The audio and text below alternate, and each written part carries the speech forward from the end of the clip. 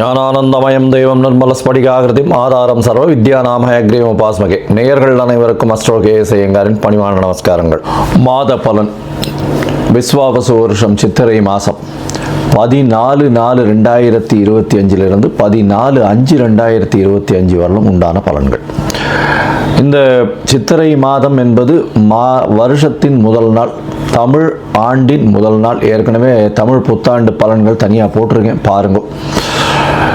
இப்போ இந்த புது மாதத்தின், அதாவது சித்திரை மாதத்தின் பலனில் முதல்ல இந்த மாதத்தினுடைய கிரகச்சாரங்கள் என்னென்ன மாற்றங்கள் வருது, அது தவிர இந்த மாதத்தில் வரக்கூடிய, அதாவது கிரகங்களுடைய மாற்றங்கள் என்னென்ன இருக்குது அப்படின்றத பார்ப்போம். அதுக்கப்புறம் இந்த மாதத்தினுடைய பலன்கள் என்னென்னன்றதை பார்ப்போம், ஒரு ராசியாக. அதற்கு பிறகு இந்த மாதத்தில் எந்தெந்த ராசிக்காரர்களுக்கு சந்திராஷ்டமம் வருது, என்னென்ன நாட்கள் அப்படின்றதையும் பார்க்கலாம். முதல்ல இந்த மாதத்தினுடைய கிரகச்சாரங்கள், அதாவது கோள்களின் மாற்றங்கள் என்னென்ன அப்படின்னு பார்ப்போம். சித்திரை மாதம்னு சொன்னோம் என்னன்னா, மேஷத்தில் சூரியன் உச்சம் பெற்று போயிருக்கக்கூடிய காலகட்டம். மேஷத்தில் சூரியன் இருக்கக்கூடிய காலகட்டத்தை சித்திரை மாதம்னு சொல்கிறோம். புது வருஷமும் பிறகுறது. 2ஆம் இடம்னு சொல்லக்கூடிய ரிஷபத்தில் குரு, கடகத்தில் செவ்வாய் நீச்சப்பட்டு போகிறார். அது தவிர கன்னியில் கேது. இந்த மாதத்தில் சனி பகவான் சித்திரை மாதத்தில் கும்பத்தில் ஆட்சி பெற்ற மூல திரிகோண வீட்டில் இருக்கார். அது தவிர இந்த மாதத்தினுடைய 12வது ராசி, அதாவது மீனத்தில் ராகு, சுக்கிரன் மற்றும் புதன், இந்த 3 கிரகங்கள் இருக்கு. இந்த மாதத்தினுடைய மாற்றங்கள் என்னென்ன அப்படின்னு பார்த்தோமே, ஆனால் 26/4/2025 அன்னைக்கு ராகு கேது, அதாவது வருஷ கிரகங்கள்னு சொல்லக்கூடியது ராகு கேது 1.5 வருஷத்துக்கு ஒரு தடவை மாறுறது. மாற்றங்களை, அதாவது ராகு மீன ராசியிலிருந்து கும்பராசிக்கும், கேது கன்னி ராசியிலிருந்து சிம்ம ராசிக்கும் போகிற ராகு கேதுவினுடைய பெயர்ச்சி தனியாகவே போட்டிருக்கேன், பாருங்க. மேஷம் முதல் மீனம் வரை தனித்தனியாக போட்டிருக்கேன். அது தவிர பார்த்தோம்னா இந்த மாதம் 30/4/2025 அன்னைக்கு புதன் மேஷ ராசிக்கு போகிறார். அதற்கு பிறகு இந்த மாதத்தில் வரக்கூடிய இன்னொரு மாற்றம் என்ன அப்படின்னா, வருஷ கிரகமான குரு மாறுறார். எப்போ அப்படின்னா 11/5/2025 அன்னைக்கு மாறுறார். இது இந்த மாதத்தினுடைய கிரகச்சாரம். இந்த மாதத்தில் வரக்கூடிய விசேஷ நாட்கள் அப்படின்னு பார்த்தாலேயானால் 23/4/2025 அன்னைக்கு வாஸ்துன்னு சொல்லும்பொழுது வாஸ்து புருஷன் கண் விழிக்கும் நேரம் 8:04 9:34 வரலும் 1.5 மணி நேரம் கண்ணு முழுகிறார். அதாவது 90 நிமிஷங்கள் சூரிய உதயத்திலிருந்து இதை கணக்கு பண்ணிக்கணும். அதை தவிர பார்த்தாலேயானால் வாஸ்து கண் விழிக்கும் பொழுது எந்த ஒரு தோஷமும் கிடையாது. அதாவது அந்த காலகட்டத்தில் அடிக்கல் போடுறது, அதாவது மனை சாஸ்திரம் அடிக்கல் போடுறது, அதை தவிர புதுசாக வீடு கட்டுறதுக்கு ஆரம்பிக்கிறது, பெரிய கன்ஸ்ட்ரக்ஷன் போடுறது, பத்திரங்கள் பதிவு பண்ணுறது, இந்த மாதிரியான விஷயங்கள் பண்ணும் பொழுது நல்ல ஒரு ஏற்றங்கள் கிடைக்கும். அதை தவிர வீட்டுக்கு வாசக்கால் வைக்கிறது, இதெல்லாம் வாஸ்து நேரத்தில் பண்ணுவது மிகவும் சால சிறந்தது. வாஸ்து கண் விழிக்கும் நேரத்தை 5 பிரிச்சிருக்காங்க, 18 நிமிஷமாக. 5-18 நிமிஷம். முதலில் வாஸ்து கண் விழித்து காலை கடனை முடிக்கிறார். அதற்கு பிறகு ஸ்நானம் செய்கிறார். அதற்கு பிறகு பூஜை செய்கிறார். அதற்கு பிறகு அதாவது சாப்பாடு, அதாவது அவர் உண்ணக்கூடிய நேரம் 18 நிமிஷம். அதற்கு பிறகு தாம்பூலம் தரிக்கும் நேரம். இந்த உண்ணக்கூடிய நேரத்திலையும் தாம்பூலம் தரிக்கும் நேரமான கடைசி 36 நிமிஷம், அதாவது 8:58 9:34 வரலும் இருக்கக்கூடிய நேரத்தில் செய்யக்கூடிய அனைத்து வேலைகளும், அதாவது கன்ஸ்ட்ரக்ஷனுக்குன்னு அந்த இது எந்த ஒரு சிவில் கன்ஸ்ட்ரக்ஷனாக இருந்தாலும் அது வெற்றியை கொடுக்கும் அப்படின்றது சொல்கிறேன். அதனால் வாஸ்து ரொம்பவும் முக்கியமான விஷயம்.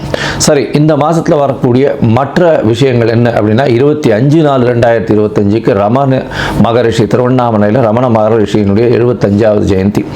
அதற்கு பிறகு 27ஆம் தேதி கள்ளழகர் ஆற்றுல இறங்குறார். 27/4/2025 அன்னைக்கு அமாவாசை வேறு. அதற்கு பிறகு பார்த்தாலேயானால் 30/4/2025 அன்னைக்கு அக்ஷய திருத்தியை. அக்ஷய திருதினா வளர்பிறை திருதியை, அதாவது அமாவாசைக்கு அடுத்து வரக்கூடிய 3வது நாள் அக்ஷய திருதியை. இந்த துவரம்பருப்பு அதெல்லாம் வாங்கக்கூடிய நல்ல நாள். பொதுவாகவே தங்கம் வாங்கணும் அப்படின்னு வச்சுருக்காங்க, இப்போ அப்படிலாம் கிடையாது. துவரம்பருப்பு, வெல்லம், அடுத்தது கொஞ்சோண்டு உப்பு வாங்கினாலே வீடு சுபிக்ஷமாக இருக்கும், கவலைப்பட வேண்டாம். அது தவிர பார்த்தோம்னா 4/5/2025 அன்னைக்கு அக்னி நட்சத்திரம் ஆரம்பிக்கிறது. அக்னி நட்சத்திரம்ன்றது உச்சகரமான வெயிலை குறிக்கக்கூடிய கிட்டத்தட்ட ஒரு 28-29 நாள் ஆரம்பிக்கிறது. இது வந்து வைகாசி மாதம் வரலும் தொடர்றதுனால ஆரம்பத்தை மட்டும் சொல்கிறோம். அதை தவிர பார்த்தாலேனால் இந்த அக்னி நட்சத்திரத்தின் போது பொதுவாக வீட்டினுடைய சுபகாரியங்களை எடுத்து பண்ணுறதில்லை. அதாவது கல்யாணம், எல்லா விஷயங்களும் சுபகாரியங்களை எடுத்து பண்ணுறது கிடையாது. அதனால் அக்னி நட்சத்திரத்தை தவிர்த்துருவா பொதுவாகவே. அது தவிர 12/5/2025 அன்னைக்கு சித்ரா பௌர்ணமி, பெரிய விசேஷம். சித்ரா பௌர்ணமி அப்படின்னு சொல்லக்கூடியது மதுரை வைகை ஆற்றுல இறங்குறது பெரிய விசேஷமாக சொல்லக்கூடியது. கள்ளழகரும் இறங்குறாரு வைகையில், சித்ரா பௌர்ணமி அன்னைக்கு இறங்குறார். இந்த காலகட்டத்தில் பார்த்தலையானா இந்த சித்திரை மாதம் நல்ல ஒரு ஏற்றமான மாதமாக இருக்குது. இந்த ஏற்றமான மாதத்தில் மாற்றங்கள், அதாவது ஒரு ராசிக்காரர்களுக்கும் மேஷம் முதல் மீனம் வரை என்னென்ன மாற்றங்கள் இருக்குன்றதையும் பார்க்கணும். அதை தவிர பார்த்தலையானால் இந்த மாதத்தில் குருவும் சுக்கிரனும் பரிவர்த்தனை யோகத்தில் இருக்கா. இந்த மாதம் 11/5/2025 வரலும் பார்த்தோம்னா குரு சுக்கிர பரிவர்த்தனை யோகம் பெரிய விசேஷம். சூரியன் உச்சம் பெற்று போயிருக்கார், அதுவும் மிகப்பெரிய விசேஷம். சனி ஆட்சி மூல திரிகோண வீட்டில் இருக்கிறது பெரிய ஏற்றத்தை கொடுக்கக்கூடிய காலகட்டம். அது தவிர வந்து சுக்கிரனும் புதனும் சேர்ந்து, அதாவது சுக்கிரன் உச்சம் பெற்று புதன் நீச்சம் பெற்று இருக்கிறதுனால நீச்ச பங்கம் அடைஞ்சு ராஜயோகத்தை கொடுக்கக்கூடிய காலகட்டமாக இருக்குது. சரி, இது எந்தெந்த ராசிக்காரர்களுக்கு கொடுக்கறது அப்படின்னு மேஷம் முதல் மீனம் வரை பார்க்கலாம். அதற்கு முன்னாடி என்னுடைய மொபைல் நம்பர் ஸ்க்ராலிங்கில் போயின்னு இருக்கும். உங்களுக்கு அஸ்ட்ராலாஜிக்கல் கன்சல்ட் தேவைப்பட்டது ஏனால் நீங்கள் எனக்கு ஃபோன் பண்ணுங்க. உங்களுடைய date, time, place of birth, உங்களுடைய பெயர், தாய் தகப்பனார் பெயர், இதுவரெல்லாம் அனுப்புங்க. என்னுடைய கட்டணம் என்னன்னு சொல்கிறேன், அந்த கட்டணத்தை செலுத்திட்டு அப்பாயின்மெண்ட் எடுத்துக்கோங்க. உங்களுடைய ஜாதகத்தை போட்டு அதில் சந்தி இருக்கான்னு பார்த்து, லக்ன சந்தி, ராசி சந்தி, நட்சத்திர பாத சந்தி, லக்ன பாத சந்தி இதெல்லாம் இருக்கான்றதை பார்க்கணும். பார்த்துட்டு உங்களுடைய இப்போ நடக்கக்கூடிய தசா புக்தி அந்தரம் சூக்ஷ்மம் எப்படி இருக்குது, இப்போ நடக்கக்கூடிய கோச்சாரம் எப்படி இருக்குன்றதை பார்த்துட்டு உங்களுக்கு உண்டான பலன்கள் என்ன அப்படின்றதையும் எளிய பரிகாரங்களும் வந்து சொல்கிறேன் நான். சரி, இந்த மாதம் சித்திரை மாதம் விஸ்வாவசு வருஷம் என்ன ஒரு ஏற்றத்தையும் மாற்றத்தையும் கொடுக்கும் அப்படின்றத ஒரு ராசியாக மேஷம் முதல் மீனம் வரை பார்க்கலாம். கும்பம், அவிட்டம், சதயம், பூரட்டாதி, இந்த 3 நட்சத்திரம் 9 பாதங்களை கொண்ட ராசி. ராசியின் அதிபதி அப்படின்னு சொல்லக்கூடியவர் சனி. உங்களுடைய ராசியிலேயே சனி பகவான் இருக்கார். அதாவது வாக்கிய பஞ்சாங்கம் பிரகாரம் வந்து ராசியிலேயே சனி பகவான் ஆட்சி பெற்று போயிருக்கார். அதாவது நவம்பர் மாதம் 2024 தான் வக்கர நிவர்த்தியானார். சதய நட்சத்திரம் 2ஆம் பாதத்தில். அதற்கு பிறகு 6 பாதங்கள் தாண்டினால் மட்டும்தான் சனி வந்து மீனராசிக்கு போக முடியும். சனி ஒரு பாதத்தை தாண்டுவதற்கு 3 மாதம் 10லிருந்து 15 நாட்கள் ஆகுது. அப்படி பார்க்க போனோம்னால் 15லேருந்து 18 மாதம் கம்மி இல்லாமல் ஆகும். நவம்பர்லேருந்து 18 மாதம்னு சொல்லணும்னா 2026 மார்ச் மாதத்தில் தான் வந்து கிட்டத்தட்ட வரக்கூடிய வாய்ப்புகள் உண்டு. 15லேருந்து 18 மாதம்ன்றது. அதனால் இந்த காலகட்டத்தில் சனி பயிற்சி கிடையாது. உங்களுடைய ராசியிலேயே தான் சனி ஜென்மத்திலேயே இருக்கார். உங்களுக்கு முடிஞ்ச அளவுக்கு மென்டல் ஸ்ட்ரெஸ்ஸை கொடுப்பார், உடல் உழைப்பை அதிகப்படுத்தி கொடுப்பார், உங்களை வந்து தனிமைப்படுத்துவதற்கு பார்ப்பார். ஜென்ம சனின்றது வந்து மிகப்பெரிய ப்ரெஷரைஸ்டு ஏரியாவாக இருக்கும். உடல் உழைப்பு அதிகமாக இருக்கும். அதுவும் எங்கேஜில் இருக்கிற வாடுகள்லாம் வந்து உடல் உழைப்பை 10 மடங்கு கொடுத்து அதன் மூலியமாக பண வரவை கம்மியாக பண்ணக்கூடிய காலகட்டமாக இப்போ அமையும். இந்த கும்பராசிக்காரர்களுக்கு வந்து பார்த்தடையானால் இந்த விஸ்வாவசு வருஷம் சித்திரை மாதத்தில் உங்களுடைய ராசிக்கு 4ஆம் இடத்துல குரு இருக்கார். இந்த குரு வந்து பார்த்தடையானால் 4ஆம் இடத்தில் இருக்கிறதன் மூலியமாக தாயின் உடல்நிலையில் நல்ல ஒரு ஏற்றம் இருக்கக்கூடிய காலகட்டமாக அமையும். இதில் இன்னொரு விசேஷம் என்னன்னா, பொதுவாகவே மாத கிரகங்கள்னு சொல்லக்கூடிய இந்த சூரியன், செவ்வாய், புதன் மற்றும் சுக்கிரன், இந்த 4 கிரகங்களை வச்சு தான் மாதத்தினுடைய பலன்கள் சொல்லுவோம். இந்த மாதத்தில் பார்த்தோம்னா ராகு கேத்துவின் பயிற்சி வேறு ஆறுது. இந்த மாதத்தில் உங்களுடைய ராசிக்கு 2ஆம் இடத்துல சுக்கிரன் உச்சம். உங்களுடைய மிகப்பெரிய யோகாதிபதியான 4-9 அதிபதினு சொல்லக்கூடிய சுக்கிரன் 2ஆம் இடத்துல உச்சம் பெற்று இருக்கிறதுனால பண வரவிற்கு பஞ்சம் இருக்காது. எடுத்த காரியங்கள் அனைத்தும் வெற்றியை கொடுக்கக்கூடிய வாய்ப்புகள் நிச்சயமாக உண்டு. உங்களுடைய ராசிக்கு பார்த்தோம்னா 4-2 பரிவர்த்தனை யோகம் அமையிறது ரொம்ப பெரிய விசேஷம். படிக்கக்கூடிய மாணவர்களுக்கெல்லாம் நல்ல ஒரு ஏற்றம் இருக்கக்கூடிய வாய்ப்புகள் நிச்சயமாக இருக்கும். 6ஆம் இடத்துல செவ்வாய் இருக்கார், முயற்சி ஸ்தானாதிபதி 6ஆம் இடத்துல போய் நீச்சப்படுறார். போட்டித் தேர்வு போட்டிகள் எல்லாம் கொஞ்சம் பிரச்சனைகள் இருக்கக்கூடிய வாய்ப்புகள் நிச்சயமாக உண்டு. உங்களுடைய ராசிக்கு பார்த்தலையானால் 5-8 அதிபதினு சொல்லக்கூடிய புதன் 2ஆம் இடத்துல நீச்சப்படுறார். அதனால வெளிநாடு போகக்கூடிய வாய்ப்புகள் நிச்சயமாக உண்டு. ஏன்னா நீச்ச பங்கம் அடைகிறார். படிக்கக்கூடிய மாணவர்கள் வீட்டை விட்டு பிரிந்து சென்று படிக்கக்கூடிய வாய்ப்புகள் நிச்சயமாக இந்த காலகட்டத்தில் வரும்.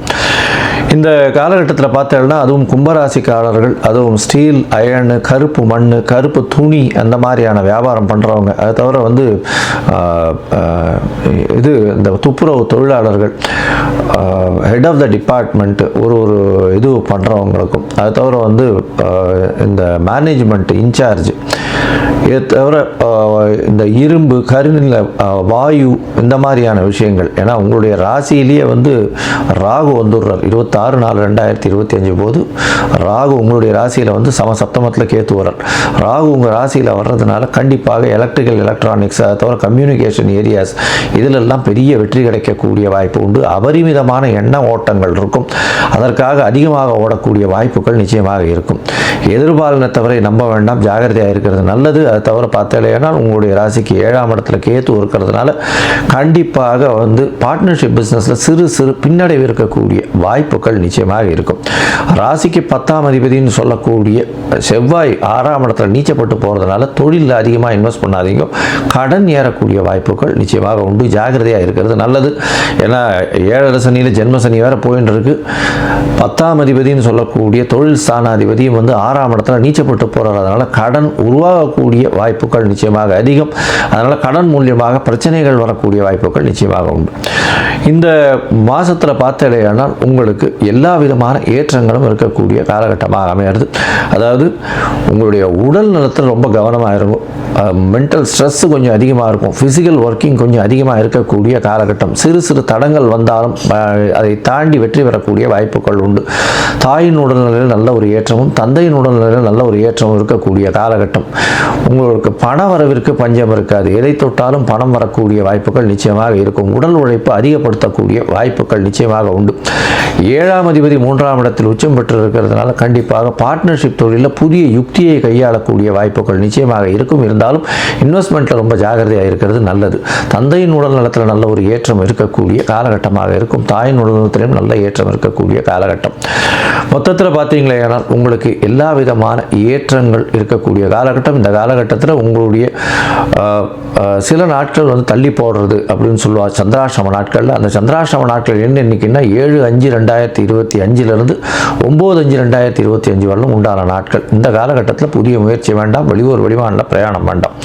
ஒருவேளை நீங்கள் பண்ண வேண்டி இருந்ததுன்னா சந்திரனுக்கு உண்டான எளிய பரிகாரமான பசும்பால் வந்து அருகில் இருக்கக்கூடிய விநாயகர் கோவிலில் கொடுத்துட்டு போங்க. உங்களுக்கு ஒரு நல்ல ஏற்றம் கிடைக்கும்.